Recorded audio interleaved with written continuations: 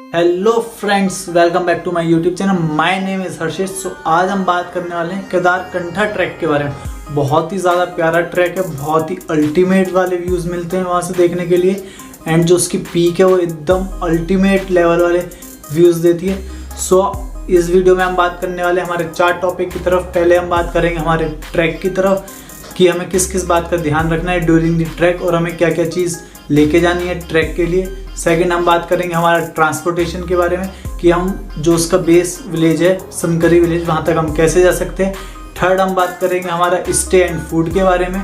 और चौथा हम बात करेंगे हमारा बजट के बारे में। ठीक है, सो बिना टाइम वेस्ट किए हम करते हैं अपनी वीडियो स्टार्ट।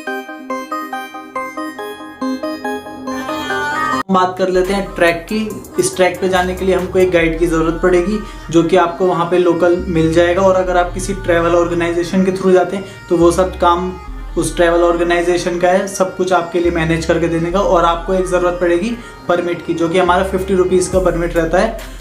उसके बाद आपको जो मेन ध्यान रखना है इस ट्रैक पे जाने के लिए वो क्या रखना है, आपके पास कैश होना चाहिए इनफ। क्योंकि क्या है, जब आप देहरादून से सनकरी विलेज जाएंगे, सनकरी विलेज में कोई भी एटीएम अवेलेबल नहीं है।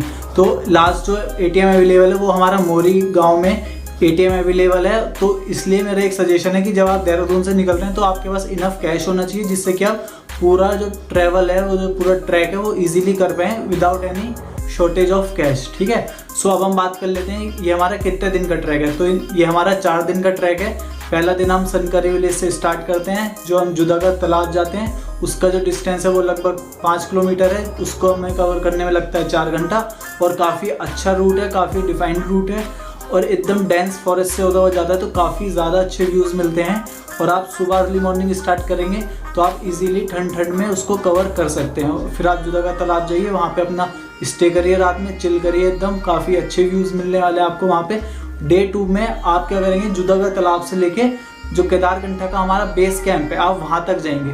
बेस कैंप में जाने के लिए आपको लगभग 4 किलोमीटर का डिस्टेंस कवर करना पड़ेगा, जिसको आपको कवर करने के लिए 4 घंटे लगेंगे नॉर्मली। उसमें जो हमारा रूट है वो हमारा डेंस फॉरेस्ट से होते हुए एक ओपन एरिया में जाके निकलता है, जहाँ से कि आपको काफ़ी ज़्यादा पीक्स देखने को मिलने वाली हैं। ठीक है, उसके बाद दोनों ही टाइम पे जब हम सनकरी से जुदागढ़ तालाब जाएंगे और जब जुदागढ़ तालाब से लेके हम केदारकंठा बेस कैंप जाएंगे, दोनों ही बीच में एक कैंटीन है जहाँ से आप बोरो कर सकते हैं जो भी आपको बोरो करना है। वरना मेरा प्रेफरेंस यही है कि आप नीचे से ही लेके चलिए, जिससे कि आपको सस्ता मिल जाए। ठीक है, तो अब हम डे 3 पे क्या करेंगे, हमको 6 किलोमीटर का ट्रैक करना है। पहला क्या ट्रैक करना है, केदारकंठा बेस कैंप से लेके हम केदारकंठा पीक तक जाएंगे, जो कि हमारा 2 किलोमीटर का है।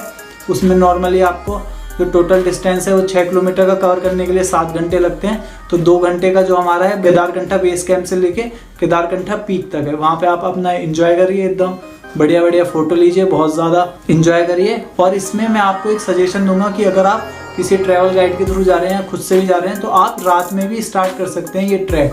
3-4 बजे आप ट्रैक करिए अंधेरे में, जिससे कि आप सुबह सनराइज अच्छे से देख पाएँ। ठीक है, तो ये भी एक आप ध्यान रखिए इस बात का। अगर आपको सनराइज देखना है तो आपको रात में ही केदारकंठा बेस कैंप से ट्रैक स्टार्ट करना पड़ेगा। ठीक है, उसके बाद जब आप केदारकंठा पीक पे पहुंच जाएंगे, उसके बाद आपको वहां से वापस आना है 4 किलोमीटर। पहले केदारकंठा बेस कैंप आएंगे और वहां से रूट डाइवर्ट होता है हमारा, वहां से आप जाएंगे हरगांव। ठीक है, जो आपका स्टे होगा डे 3 का वो आपका हरगांव होगा। ठीक है, वहाँ पे आप आके रुक जाइए, आराम से टेंट वेंट सेटअप करके आराम करिए। और उसके बाद जो नेक्स्ट डे होगा, जो हमारा लास्ट डे होगा ट्रैक का, फिर आप हरगांव से लेके सनकरी विलेज तक आएंगे। ठीक है, सो वो भी हमारा डिस्टेंस लगभग 4-5 किलोमीटर का है और नॉर्मली आप आ जाएंगे, कोई भी प्रॉब्लम नहीं आने वाली है। सही है, सो अब हम बात कर लेते हैं सीज़न की। ये जो ट्रैक है 12 महीने ओपन रहता है, बस आपको जो ठंडी का टाइम है उसमें आपको थोड़ा मैनेज करना पड़ेगा वेदर के हिसाब से। और दूसरी बात ये है, जो हमारा पीक टाइम है वो हमारा नवंबर से लेके दिसंबर जनवरी तक का है। तो इस टाइम में अगर आप आना सोच रहे हैं तो आपको पहले से ही प्री बुकिंग करानी पड़ेगी होटल एंड होम स्टे की। और जो हमारा टेंट ऑर्गेनाइजेशन है उसको भी आपको पहले से ही बुक करना पड़ेगा, जिससे कि आप यहाँ पे आके कोई भी आपको परेशानी ना हो। अब हम बात कर लेते हैं हमारे सेकंड टॉपिक की तरफ, ट्रांसपोर्टेशन की तरफ। तो जैसे कि आपको डे 0 पे दिल्ली से देहरादून आना है तो आप रात की बस ले सकते हैं। नॉर्मली है एसी बस मिल जाएगी, 400 रुपये का उसका रहेगा। या फिर आप ट्रेन से भी आ सकते हैं, देहरादून तक कोई भी आ सकता है। फिर आप क्या करेंगे, डे 1 से आप देहरादून से सनकरी विलेज आएंगे। सनकरी विलेज के लिए बसेस अवेलेबल हैं। सुबह एक 5:30 बजे चलती है, 6:30 और एक 7:30। ठीक है, वो प्राइवेट और गवर्नमेंट दोनों बस अवेलेबल हैं। इन बस के लिए आपको ये ध्यान रखना है कि आप टिकट विंडो तक टाइम से पहुंच जाएं, क्योंकि संकरी विलेज से बहुत ज़्यादा ट्रैक रूट स्टार्ट होते हैं, इसलिए वहाँ पे भीड़ रहती है। तो इस बात का आपको ध्यान रखना है कि आप टाइमली वहाँ पे पहुँच जाएं और आपको टिकट मिल जाए बस की, ठीक है। अगर आपकी बस छूट भी जाती है सो आपको क्या है कैब्स मिलती है, बट उनमें क्या डिसएडवांटेज है कि वो पूरे संकरी तक नहीं जाती, वो एक गाँव है बीच में पुरोला, वहाँ तक जाती है, ठीक है। वहाँ के आपके 350-400 रुपये लेती है। वहाँ से पुरोला से आपको संकरी के लिए शेयर कैब लेनी पड़ेगी, ठीक है। सो और दूसरा क्या, अगर आपकी वो बस छूट जाती है पुरोला से आप जाना चाह रहे हैं तो मेरा यही सजेशन है कि आप 1-2 बजे तक पुरोला पहुँच जाएं, जिससे कि आगे जाने के लिए आपको इजीली ट्रांसपोर्टेशन अवेलेबल हो जाए। अगर आप 1-2 बजे से लेट करेंगे तो मुश्किल हो सकता है कि आपको संकरी के लिए सेम डे कोई ट्रांसपोर्टेशन मिल जाए, तो आपको वहाँ पे भी रुकना पड़ सकता है। तो इस बात का आप ध्यान रखिएगा। और तीसरा ऑप्शन क्या है, आप अपनी प्राइवेट कैब भी बुक कर लीजिए, जो कि हमारा 6-7 हज़ार रुपये लेती है, जो कि हमारा देहरादून से लेके संकरी आपको ड्रॉप करती है, ठीक है। बट वो थोड़ा महंगा हो जाता है, तो आप अपने हिसाब से उस हिसाब से देख लीजिए, ठीक है। तो ये हमारा ट्रांसपोर्टेशन का पूरा हो गया है। उसके बाद जब आप संकरी पहुंच जाएंगे तो आप अपना नॉर्मली ट्रैक करिए पूरा। उसके बाद जब आप लौट के आएंगे पूरा ट्रैक कंप्लीट करके आप संकरी रुकेंगे, तो संकरी से नेक्स्ट डे आप सुबह 6 और 7 बजे 2 बसेस चलती हैं, जो कि सीधा आपको देहरादून उतारेगी। तो आप वो ले लीजिए, वहाँ से आप देहरादून आके फिर रात में ही आप दिल्ली के लिए बस ले सकते हैं लेट नाइट, ठीक है। सो अब हम बात कर लेते हैं हमारे थर्ड टॉपिक तरफ, स्टे एंड फूड की। सो आपको यहाँ पे क्या है 3 टाइप के स्टे करने पड़ेंगे, ठीक है। एक आप होम स्टे कर सकते हैं, होटल्स ले सकते हैं, और आपको टेंट ड्यूरिंग दी ट्रैक करना पड़ेगा, ठीक है। तो बस मेरा यही प्रेफरेंस रहेगी आप होम स्टे लेंगे, क्योंकि होटल्स में क्या आप नॉर्मली रह सकते हैं बट आप वहाँ का कल्चर एंजॉय नहीं कर सकते, ठीक है।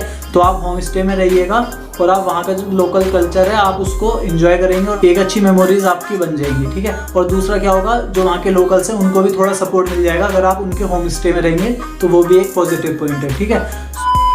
सो अब हम बात कर लेते हैं हमारे 4th पॉइंट की तरफ, बजट की तरफ। तो पहले जैसे कि आप दिल्ली से देहरादून आएंगे तो हमारा 400 रुपये लगेगा, तो आने का हो गया 800। उसके बाद जब आप देहरादून से संकरी आएंगे तो आपको 600 रुपये लगेगा आने जाने का, 600 से 700 रुपये, तो हमारा हो गया 700 और 800 हमारा 1500 रुपये हो गया।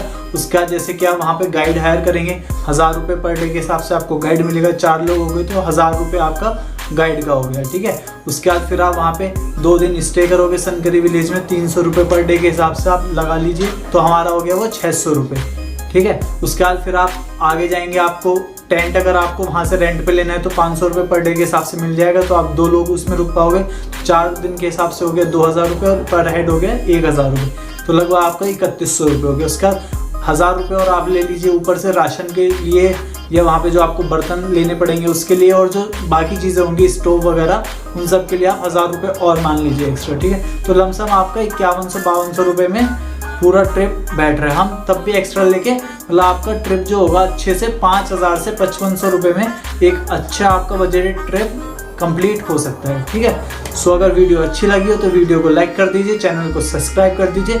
सो अब मिलते हैं हमारी नेक्स्ट वीडियो में।